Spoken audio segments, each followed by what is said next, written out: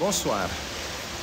Alors, pour un complément d'information par rapport à l'analyse que j'ai faite hier sur le discours du président Macron, nos chefs d'État et de gouvernement devraient aussi surtout s'orienter sur le volet économique de cette situation qui va être entre la France et l'Afrique et surtout la zone CFA. La France est endettée à plus de 130% de son PIB, ce qui fait plus de 3 000 milliards. Il y a deux situations par rapport à l'Europe. Un placement sous tutelle, comme ce qui s'est passé en Grèce, c'est une éventualité à laquelle Bruxelles pense, ou un plan de paiement de 200 milliards par an. 200 milliards par an. Les 50 milliards, c'est les bénéfices de ses créanciers, et les 150 milliards, c'est les fonds qu'elle avait empruntés. Donc c'est une situation qui pousse même la France à penser à l'épargne de sa population, parce que cette épargne-là, elle s'élève à plus de 6 000 milliards. Donc, voilà des chiffres et des perspectives auxquelles la France elle est confrontée actuellement.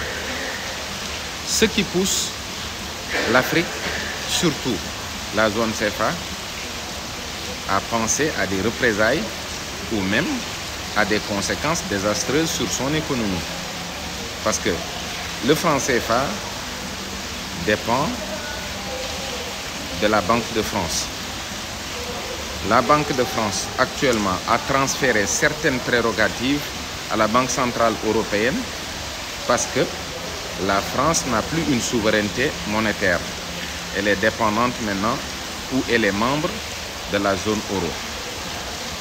Voilà pourquoi nous, quand on emprunte, on parle d'eurobond.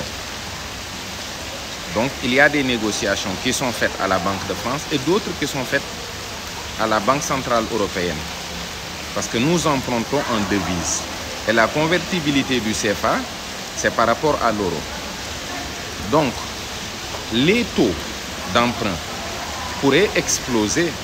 Ça pourrait être un risque parce que la France pourrait intégrer une certaine partie de sa dette dans ces taux d'emprunt. Donc, soit on pense déjà et vraiment on concrétise une souveraineté monétaire qui sera supranationale par rapport à nos pays, ce qui serait aussi un très grand risque parce que voilà, on va s'aventurer dans une monnaie, on ne sait pas par rapport à la situation qui prévaut actuellement dans le monde, mais en tout cas,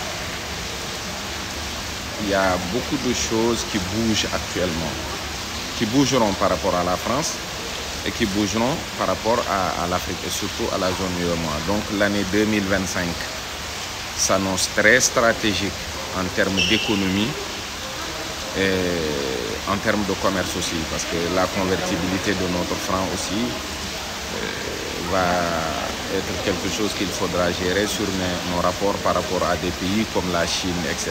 Donc si tout doit transiter par la France, nous, on n'est pas encore sorti d'affaires. Donc, il y a un flou actuellement diplomatique qui se manifeste par ce besoin de sortir les bases militaires et de se prendre en charge entièrement sur toutes les formes de souveraineté. La souveraineté monétaire sera une chose qui va être vraiment cruciale dans cette chose-là. La liberté, elle est consubstantielle à la monnaie. Donc, il faut vraiment penser et faire vite pour avoir quelque chose de concret et agir. Sinon, vous savez, les pays, hein, c'est avant tout des intérêts et non des amitiés ou des morales ou des consciences, etc. Non. C'est des guerres, hein. Ce sera une guerre économique. Je vous annonce déjà que économiquement, nous sommes défavorables par rapport à un pays qui est vraiment qui va couler. Donc ça peut se répercuter sur l'Afrique à tout moment. Donc soyez prêts, vous qui êtes les dirigeants, à penser à des stratégies économiques par rapport à l'année 2025. Voilà ce que je voulais dire. Donc, mais l'émotion, les réponses, tout ça, c'est bien beau, c'est bon. Mais ça, je pense qu'il faudra laisser les activistes s'occuper de ça et penser économie, sécurité, commerce, penser à beaucoup de choses en fait qui sont beaucoup plus importantes que ça. Je vous remercie beaucoup. Je pense que voilà, c'est les grandes lignes que je voulais sortir de cette situation-là. Merci.